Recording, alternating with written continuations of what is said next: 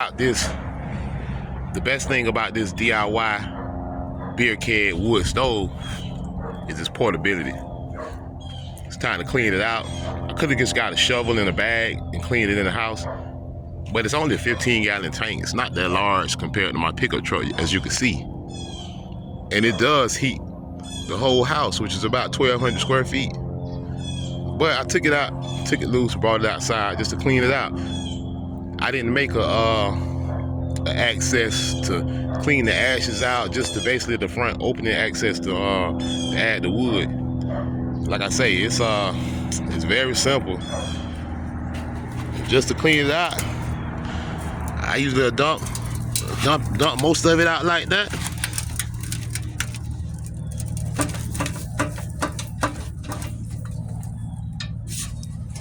Still some embers. Still some hot coals in there. And that's another reason why I didn't want to scoop it out in the house. But yeah, it's pretty simple. Pretty much ease of owning it, easy maintenance. Just take it loose, bring it outside, dump the ashes out, take it back in, clean it up, load it up, and it's ready to heat again. It doesn't have to be complicated. Everyone wants to think that everything has to be complicated in life. But we got enough stuff in life that's complicated. We need some stuff that's simple. Like this simple wood burning stove, heat my whole house just with wood that I find in my yard. Find wood in my yard, chop it up, put it in the stove, and I got heat. Very low cost. A cheap beer keg. It's made out of stainless steel, not aluminum. So many people just get online and they say anything without having any knowledge. Beer kegs are made out of 304 stainless steel, not aluminum. Everybody's scared the thing is going to melt. Every fire marshal Karen on YouTube was in the comment section complaining. It's not that serious, man. A lot of people need to just relax. Take life a little easier. But yeah, I just wanted to show y'all this. Very easy to clean.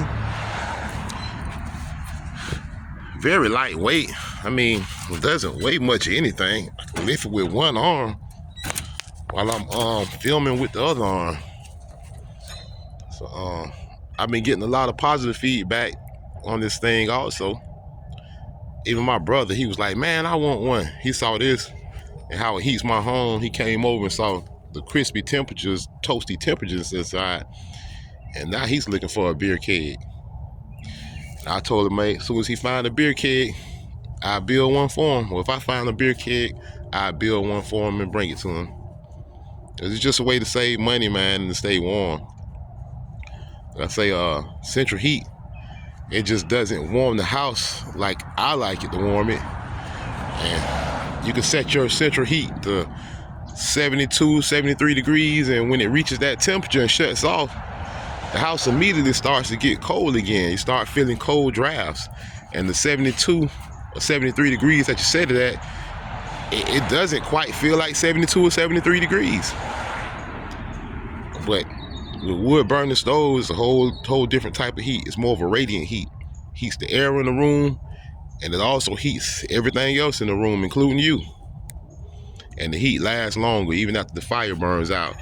The heat lasts hours after the fire burns out. The temperature starts to fall very slowly compared to a central heating system. Like, if you ask me, it's just a no-brainer.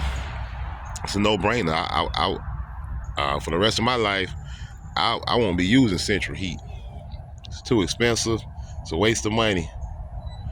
You know, it's just you got to look at things from a different point of view sometimes.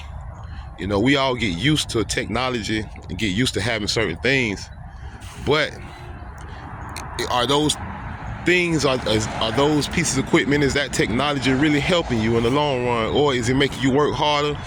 Is it making you happy in the long run? Or are we replacing something that was better, that was done in the past, with something that's just not as good? We went from burning wood and fuel to heat our homes to using central heat. which is not very effective, man, and it's very costly. I know the electric company is happy that you're using central heat.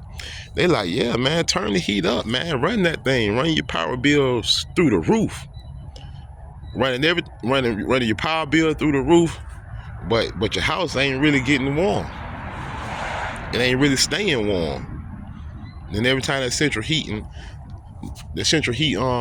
piece of equipment breaks down, you got to call the technician over to repair it. He's going to charge you an arm and a leg. I mean, a technician, an HVAC technician coming out to repair your heater during the winter, you'll probably be out $1,000, or they'll be trying to sell you a new system. Trust me, I know, because I'm an HVAC technician. I worked on central heating and air conditioning for over 20 years. I know all about it. And that's one of the reasons why I find it quite funny that so many of the YouTube fire marshal Karens, the experts, that come on here and, and want to give me ideas and advice on a wood burning stove, when I doubt most of them have even worked in the HVAC field.